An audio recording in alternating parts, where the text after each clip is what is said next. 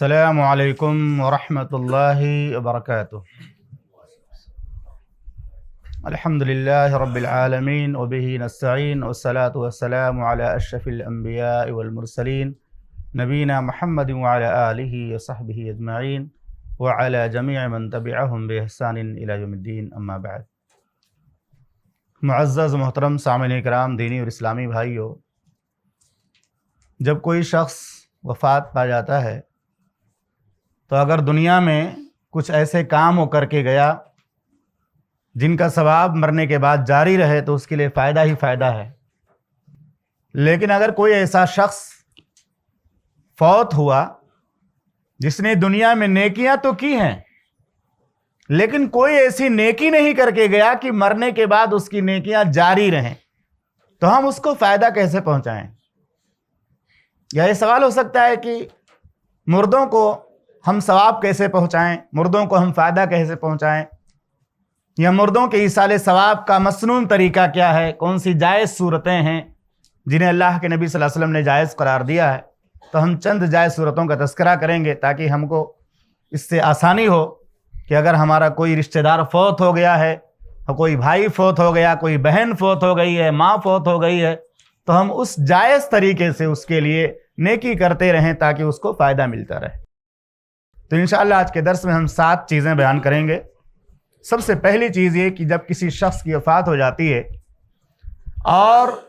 اہل توحید میں سے، بعض روایتوں میں 40 کا تذکرہ ہے، کچھ میں اور تذکرہ ہے، اہل توحید میں سے 40 لوگ اس کی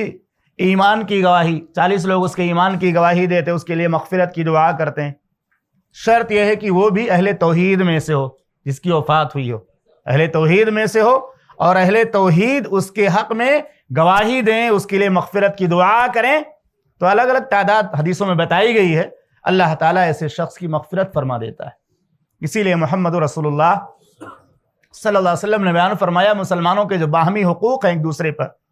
انہی حقوق میں سے ایک حق یہ بھی ہے کہ جب کسی مسلمان کی وفات ہو جائے تو اس کے جنازے کے پیچھے جائیں اور اس کی نماز جنازہ ادا کریں۔ اور دوسری چیز، تدفین کے بعد استقامت کی دعا کرنا۔ اللہ کے نبی صلی اللہ علیہ وسلم جب کسی بھی مردے کو دفن کرتے، کسی شخص کی وفات ہو جاتی اور تدفین سے فارغ ہو جاتے، اسے قبر میں مکمل رکھ دیا جاتا، قبر مکمل طور سے کمپلیٹ ہو جاتی، تو اللہ کے نبی صلی اللہ علیہ وسلم صحابہ کرام سے کہتے اس کے لیے استقامت کی دعا کرو، استقامت کی ثبات قدمی کی دعا کرو، ابھی اس سے پوچھا جائے گا، اس کے قبر میں ابھی سوال و جواب ہوگا،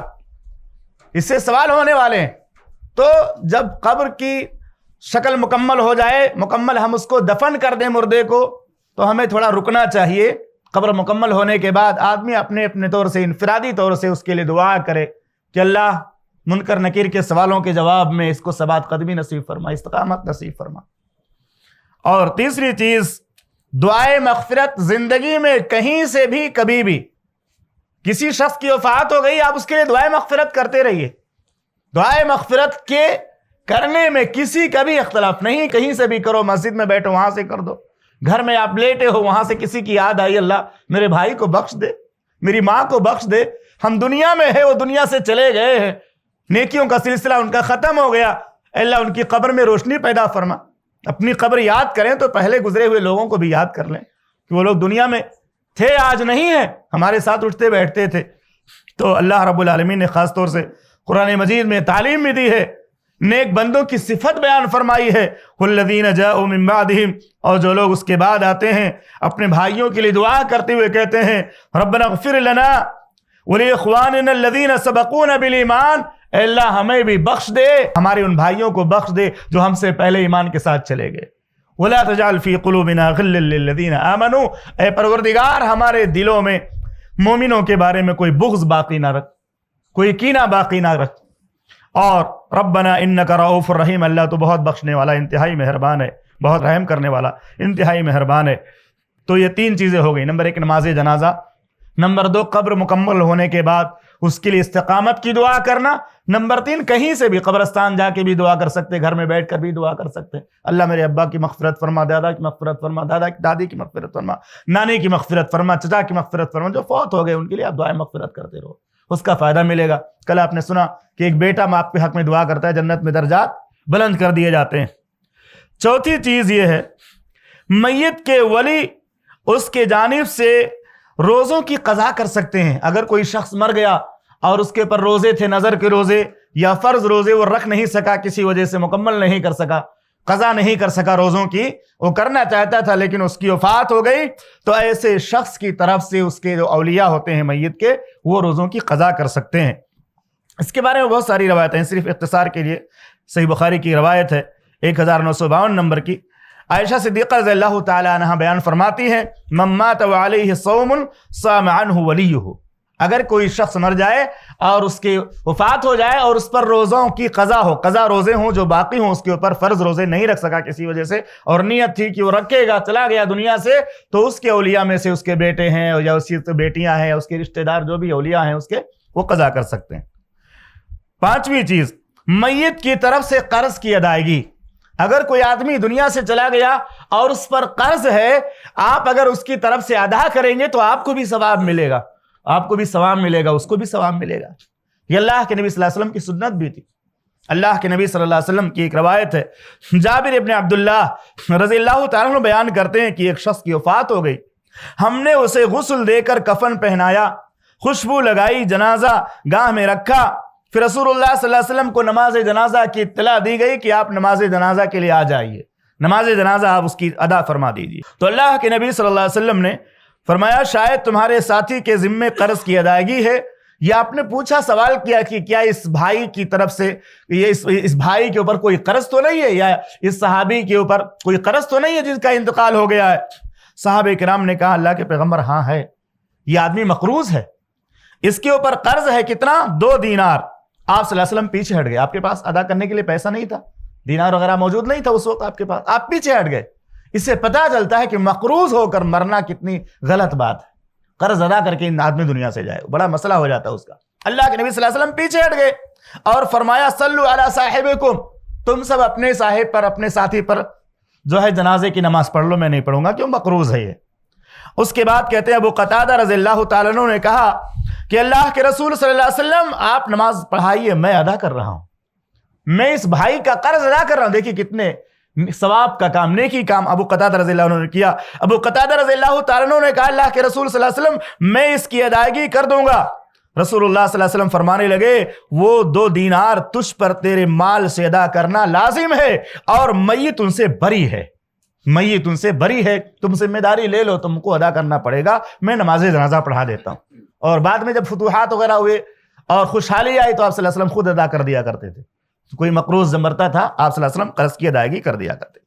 تو رسول اللہ صلی اللہ علیہ وسلم نے فرمایا وہ 2 دینار تم پر ہے، تمہارے مال سے ادا کرنا تم پر لازم ہے، اور میت اب ان سے بری ہو گیا،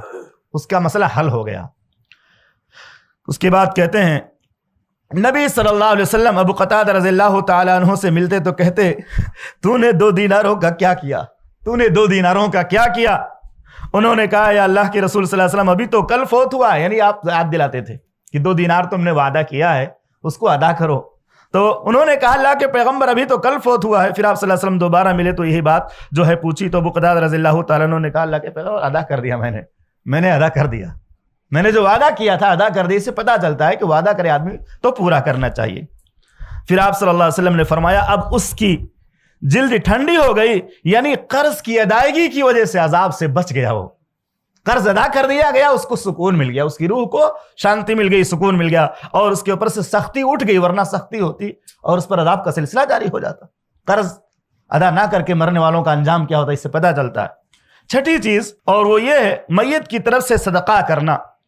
اللہ کے نبی صلی اللہ علیہ وسلم کی بیوی ام المؤمنین عائشہ صدیقہ رضی اللہ تعالیٰ عنہ بیان کرتی ہیں کہ ایک آدمی نے اللہ کے نبی صلی اللہ علیہ وسلم سے کہا اللہ کے پیغمبر میری ماں کا اچانک انتقال ہو گیا اور وہ کچھ بولنا چاہتی تھی، یعنی صدقہ وغیرہ کے بارے میں کچھ کہنا چاہتی تھی مرنے سے پہلے، لیکن وہ بول نہیں سکی، تو کیا میں صدقہ کر دوں؟ آپ صلی اللہ علیہ وسلم نے کہا ہاں تم صدقہ کر سکتے ہو۔ تو یہ صحیح مسلم کی روایت ہے، ابن ماجہ وغیرہ کی روایت ہے، صحیح مسلم کے اندر 2881 نمبر میں روایت موجود ہے، اسی طرح سے سنن نسائی کے اندر بھی موجود ہے، بہت ساری کتابوں میں حدیث صحیح ہے موجود ہے۔ اس سے پتہ چلتا ہے میت کی طرف سے صدقہ بھی کر سکتے ہیں، لیکن اس کی کوئی خاص شکل نہیں ہونی چاہیے کہ ہم 30ویں دن یا 40ویں دن یا فلاں دن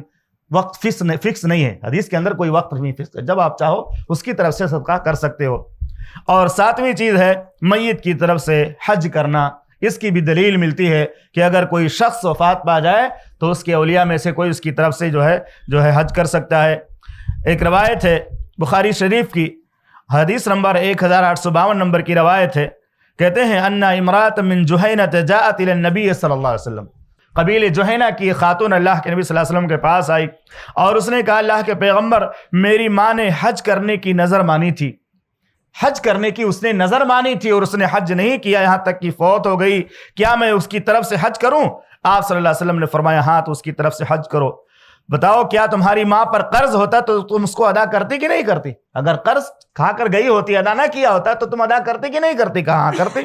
تو کہا اللہ کا حق ادا کرو، اللہ تعالیٰ اس زیادہ مستحق ہے کہ اس کا حق ادا کیا جائے۔ تو اس سے پتہ چلتا ہے کہ اگر کوئی کسی کے ماں باپ فوت ہو گئے ہیں اور حج ان پر فرض تھا اور نہیں حج کر سکے یا انہوں نے نظر مانی تھی تو اس کے اولیاء جو ہے ان کی طرف سے حج کر سکتے ہیں۔ تو یہ چند صورتیں ہیں جو جائز صورتیں میں نے آپ کے سامنے ذکر کی ہیں جس سے جو ہے مرنے والے کو فائدہ ہوتا ہے۔ اور اس کے علاوہ بہت سارے ایسی چیزیں ہیں جو لوگوں میں رائج ہیں، جیسے قل، تیجا، 7واں 40واں قرآن خوانی، اس طرح کی بہت ساری بدعات ہیں جن کا شریعت میں کوئی جو ہے ثبوت نہیں ملتا، اور ایسی نیکیاں لوگ کر کے وہ کہتے ہیں ہم نے اتنی بار قرآن کو پڑھ کر بخش دیا اور زندگی میں ماں باپ کی خدمت نہیں کریں گے اور بعد میں لڑیں گے، ہم نے سورہ یاسین پڑھ کے بخشا، ہم نے فلاں سورت پڑھ کے بخش دیا، ہم نے قرآن اتنی مرتبہ پڑھ کر کے بخش دیا۔ تو قرآن وغیرہ پڑھ کر کے بخشنے کی دلیل ملتی نہیں ہے، اس لیے ہمیں اور آپ کو ان تمام باتوں سے، ان تمام چیزوں سے بچنا چاہیے جن کا شریعت میں کوئی ثبوت نہیں ہے۔ یہ چند باتیں جو آپ کے سامنے ذکر کی گئی ہیں حدیث کی روشنی میں محمد رسول اللہ صلی اللہ علیہ وسلم کی شریعت کی باتیں ہیں۔ اللہ تعالیٰ سے دعا ہے کہ رب العالمین ان جائز اور ان جو ہے مسنون چیزوں کو ہمیں اپنانے کی توفیق عطا فرما، اور ہر طرح کی بدعت و خرافات سے ہمیں بچ کر کے ایمان کے ساتھ زندہ رہنے کی توفیق عطا فرما، ایمان کے ساتھ موت نصیب فرما، آمین۔ وصلی اللہ علیہ نبی الکریم، السلام علیکم ورحمۃ اللہ۔ ایسے ہی فائدہ مند اسلامک ویڈیوز دیکھنے اور منہج سلف پر کتاب و سنت کی تعلیمات کو عام کرنے میں ہمارا تعاون کریں تاکہ آپ کے لیے ذریعہ نجات، جنت کے حصول کا سبب، ساتھ ہی مال میں برکت و اضافے کا ذریعہ بھی بنے۔ آمین۔ جزاک اللہ خیرن۔